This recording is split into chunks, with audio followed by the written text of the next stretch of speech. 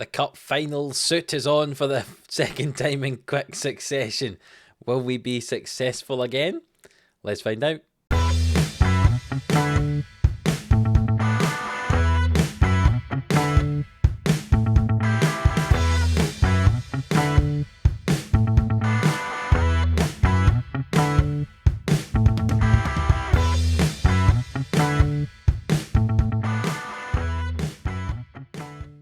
Yes, hello, welcome into Living Sports here for another episode of Glory Hunter on Football Manager 22. If you're new around here, hit that subscribe button for more daily Football Manager content. And if you missed the last episode, go and check it out. It was the end of the La Liga season. Where are we going to finish in second? Where are we going to finish in third? Go and check out the last episode and you will find out. As you can see, today we are just about to have our team meeting before our Conference League final. And we're in our cup final suit. My headphones are outside the hood this time. Is that going to affect something?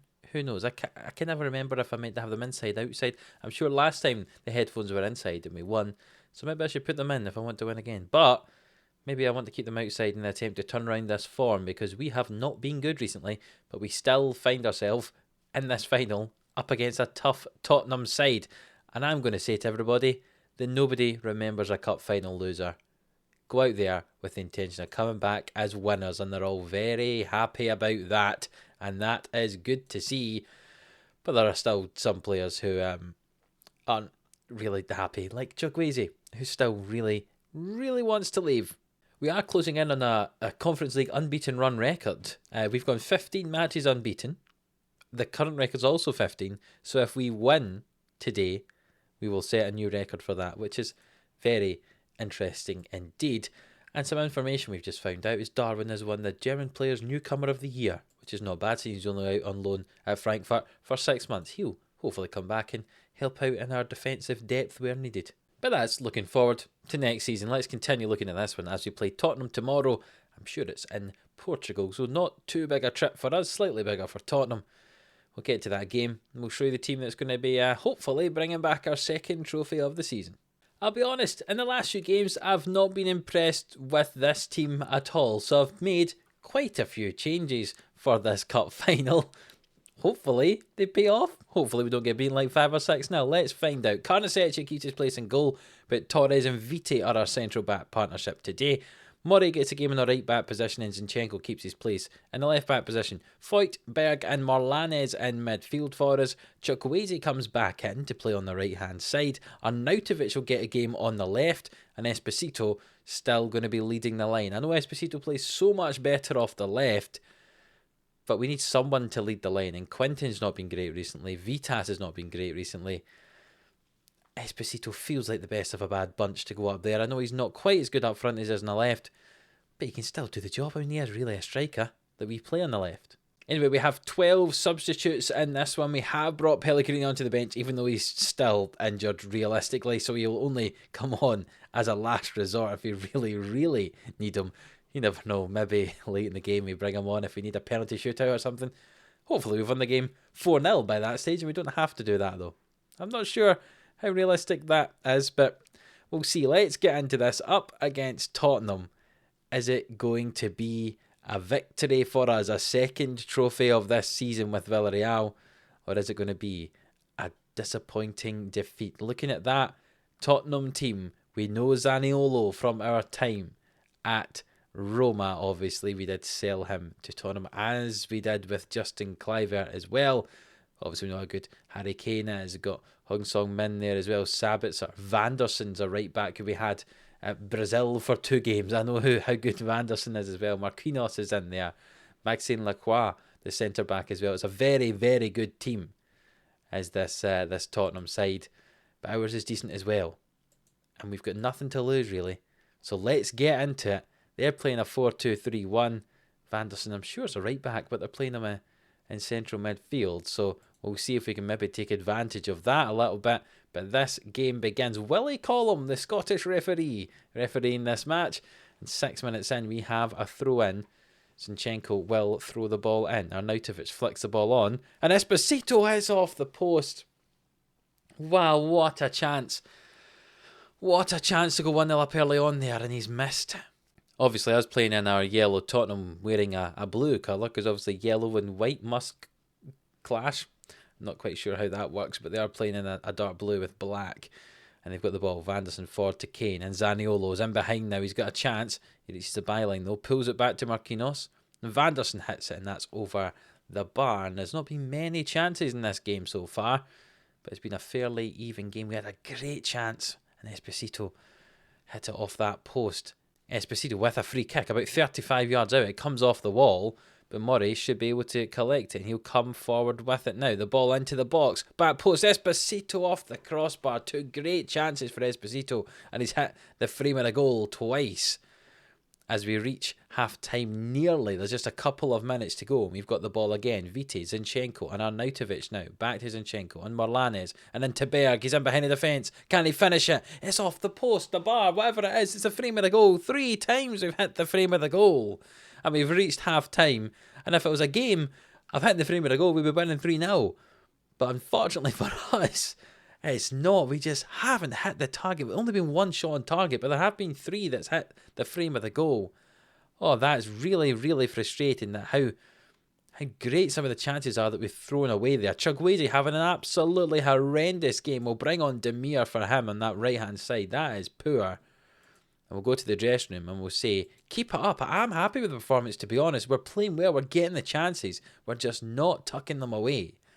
And this second half begins. And there's not been a highlight early on in it yet. And it's the sort of time in the game you think, do we bring on fresh legs in midfield? Do we try and change something up? Do we change the formation? But Vite has it for Arnautovic. Morlanes. Berg. Second chance and he's got it. He scored a goal. His 7th goal of the season. The last time he was through on goal, he hit the frame of the goal. But this time he tucks it in just short of the hour mark. Wonderful football there. And my decision to change the team about has been proven to be right there. Arnautovic found Morlanes, 2 new faces to the team compared to recent weeks. And they found Berg, and it was a wonderful finish from Berg there into the side net, or the side of the goal. It wasn't really in a corner. And we lead 1-0 here, and there are 28 minutes to go. And do we get rid of some of these tired legs? Zinchenko, tired and not playing well. We'll bring on Sanchez to play for him for 20 minutes to go. There's a corner kick. Lee swings it in. Sabitzer tried to get his head on it, and it was cleared away. And Kudos has it. And it's into Gvardiol there. And Morato. And Lacroix and Sabitzer and Lee, but well defended by Sanchez. It's cleared away, and Arnautovic has it now, but he's lost it to Sabitzer. Obviously, we formerly managed Sabitzer at Austria, and Berg's intercepted that poor pass, and Esposito with it now, and he's tried to find Arnautovic. And Marquinhos played it all the way back to the keeper, and it nearly went in the goal there. That would have been a heart and a mouth situation for Marquinhos, and that highlight was over. But another one immediately following it happens here. Back to the goalkeeper, and they're playing out for the back tournament. It is nice football, to be fair. Guardiola loses the ball to Esposito. It's into Demir. Over to Berg. Can he get his second? He can indeed. 2 goals for Sander Berg in the space of 15 minutes, and there's 15 minutes left in this game. And we are leading 2-0. Guardiola there, you can see Esposito, great pressing forward, wins the ball back, plays it into Demir, who turns around, Berg's in space, and he thrashes that almost exact same location as he scored his first one of the day. And we lead 2-0 here, and we are going to win the Conference League if it stays like this. We'll take off Foyt and bring on Gallagher for some fresh legs in midfield. We'll change to a defensive mentality, and we'll see if we just go to instructions. We'll increase that wasting time. We'll lower the tempo, play shorter passing. There's 3 minutes added time, and we're going to hold on to this, and we are going to win the Conference League. Possibly one of the toughest competitions to win in this extended Glory Hunter that I've created here. Obviously, I didn't create Glory Hunter, but I've added the Conference League into it, and it could have been a very difficult trophy to win, and it's proven to be that way, but we've managed to win it with a very good Villarreal side, and Pau Torres will lift this trophy aloft for the second time in just a couple of weeks here. We won the Copa del Rey, and now we have won the Conference League. We've done the double this year as Villarreal. Yes, trophies added to the cabinet. We now have 4 trophies after 6 years of management. Not quite on track, but very close to being just about on track. if the little screen pops up, editor Adam, you can do it here. We can add that mark, that star to us getting that trophy. We now have 4 of them. We've obviously won the Italian Cup and the Italian League trophies. We've won the Spanish Cup, and we've now won the Europa Conference League. Not bad for my first full season in charge of Villarreal to get 2 trophies, especially since we fell apart at the end of the season. We managed to win the important games in the cup finals, fell apart in the league, but we've won 2 cup trophies. 2 goals from Berg, possibly an unexpected source of goals for us there, but we will take it.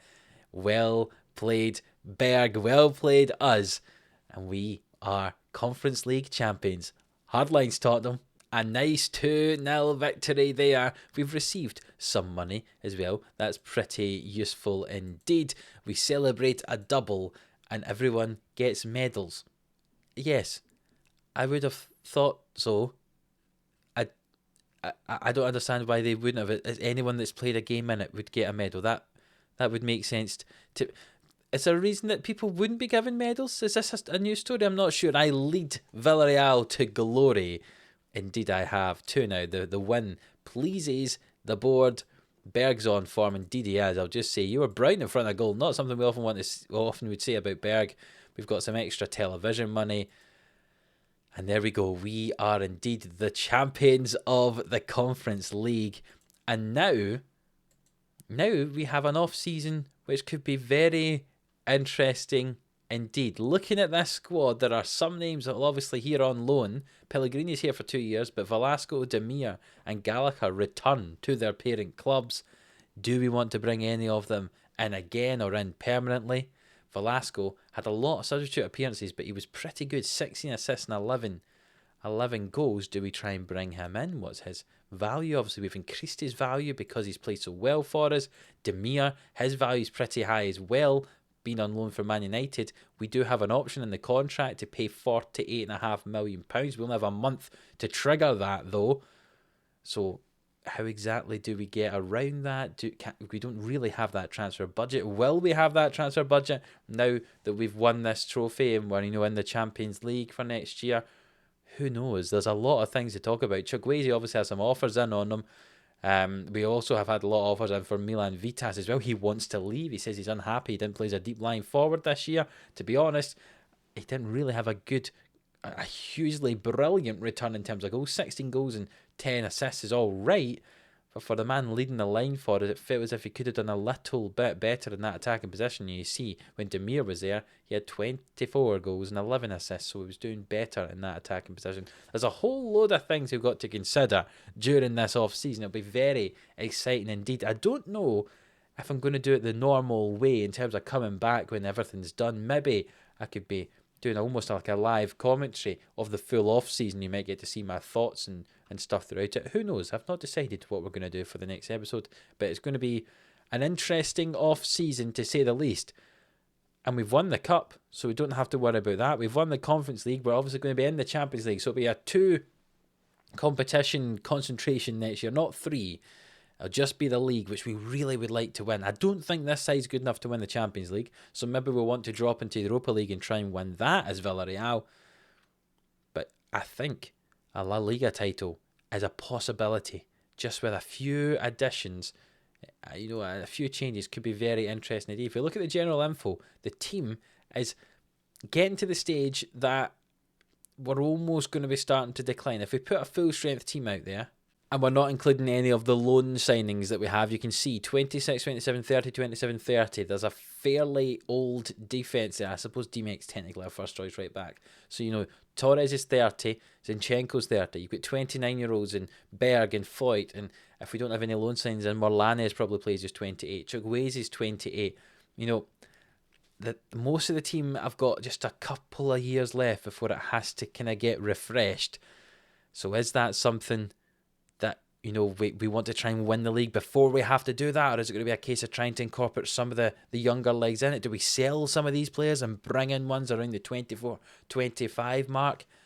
I don't know. A lot of players are worth a lot of money at the moment. You can see £70 million for Berg. Is he worth more than £70 million to us in this team? There's a lot of things to consider, and it could be very interesting this off-season. Might take a a bit of thinking, maybe not quite as easy as just signing players when we can have the chance to do it. And obviously, we have lots of young players coming back from being out on loan. Magnini here is someone I was thinking of using as that advanced playmaker in our team. Could be very good physically. His technicals have improved as well in his time away. He's got great vision in there as well for playing as a playmaker. We've got Boyanitsev. I'll have to change his name probably, but he looks like a very promising right wing back or right full back for us. Defensively, could do with improving his tackling and marking and stuff like that, but going forward, he looks very exciting indeed, and good physicals on him as well. Obviously, Darwin and Mikovic as centre backs. You've seen a bit of them in the previous years. They're both on loan at Frankfurt. We've also got Maximilian Philemon here, a young man, a young German we brought in for £5 million. He's been out on loan at Besiktas this year. He's pretty good as well as a centre back or defensive midfield player. There's Farias, who we signed from Man United. He looks very good as well as an attacking player. There's lots of different options. And if we go and have a look at our dev centre, we've got lots of young talent in our dev centre who could be coming through, who've got great potential. And looking to see who's out on loan. This player in particular could be very exciting indeed. Jaime Padilla. He's just turned 16 this season. He was 15 when we signed him. He's out on loan in the division below at the moment, but he looks as if he could be a very exciting centre-back if he grows a few inches. His physicals are slightly worrying, but he looks as if he could have been a really great defender if he develops, and there's lots and lots of players who are like that. So who knows what's going to happen? Could next year be a rebuild year and then we push for La Liga the year after that? Or do we try and push this year? I don't know. And that's the honest answer. But we've won the Conference League. That's the important thing about this episode. So if you have enjoyed it, please do leave a like. It really does help us. Leave us a like for winning a cup. Come on. It seems only fair. Subscribe to the channel if you haven't already. And until the next one, which is going to be off-season transfer special, something like that, we'll see you then.